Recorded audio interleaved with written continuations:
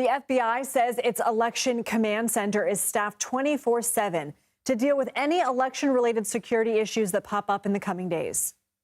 The purpose of the command post is to ensure the FBI is well positioned to respond to threats that would come in or information that would come in that would affect our election security. Those threats include criminal threats, such as threats to election workers, foreign malign influence, cyber threats, and acts of domestic violence. For more on what we should know about possible threats to the election, I am now joined by Sam Vinograd and Andrew Boyd. Sam is a CBS News national security contributor and a former assistant secretary for counterterrorism in the Department of Homeland Security. Andrew is a CBS News contributor and former director of the CIA's Center for Cyber Intelligence. Thank you, both of you, for being here. Sam, can you give us the landscape of any physical threats to Election Day that the intelligence community is monitoring for or warning may happen? Well, there are a range of potential sources of physical threats, Lindsay. We have terrorism-related threats that could materialize. There was an individual arrested just a few weeks ago for plotting a terrorist attack on Election Day. That was an individual affiliated with the foreign terrorist organization. At the same time, we have the risk of threats from domestic violent extremists motivated by an animus towards a particular candidate or just general anti-government sentiment. Those physical security threats can materialize in the form of acts of sabotage against election infrastructure, threats against individuals, and or other forms of voter intimidation. At the same time, we also have potential criminal threats that are not terrorist-related in nature. Further, we have various nation states like Russia, China, and Iran who are actively trying to stoke divisions in the United States, understanding that that could lead to actual threats of physical violence. And that is why the federal government has invested an unprecedented amount of resources to share best practices with their state and local partners who are in the lead in communities to conduct physical security assessments, do tabletop exercises, and more, to really encourage law enforcement officials all around the country to be as prepared as possible for any form of physical violence on Election Day and all the way through the inauguration. Andrew, what are the biggest cyber threats this election?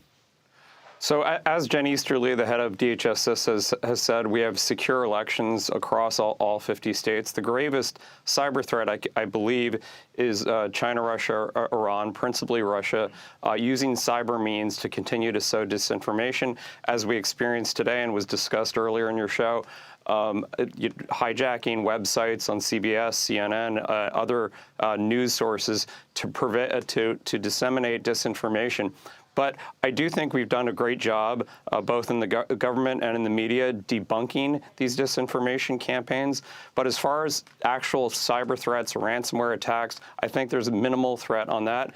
But the disinformation attacks will continue past the Election Day, and we do have to continue to be vigilant to defend against sowing of disinformation by Russia, China, Iran, and some domestic actors as well. We hear a lot, Andrew, about warnings of disinformation campaigns and foreign influence, but do we know if these influence campaigns really work? So the measures of effectiveness would argue that they don't, but it's just the sowing of disinformation and the discord and amplifying conflicts that we may have over ideas in this country. So Americans should if it looks suspicious, 99% of the time it is going to be disinformation, but it's really amplifying. It's not actually fake information that's created out of whole cloth. But Americans should continue to be vigilant throughout this election cycle and in the period after the election. Sam, what about after Election Day? We've already seen some storefronts in D.C. boarded up in 2020. There were protests at some of the locations where votes were being counted. You'll recall in Arizona, there were armed protesters outside of a processing center in Maricopa County. How much are post-election protests a concern? Law enforcement officials are very concerned about the potential for violence during what will likely be a period of uncertainty after polls close. That's why they have extensive operational planning for any physical security threats that could materialize.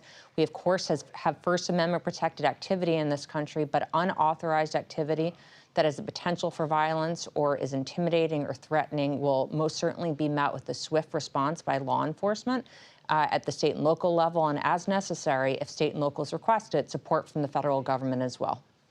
Sam Vinograd and Andrew Boyd, thank you.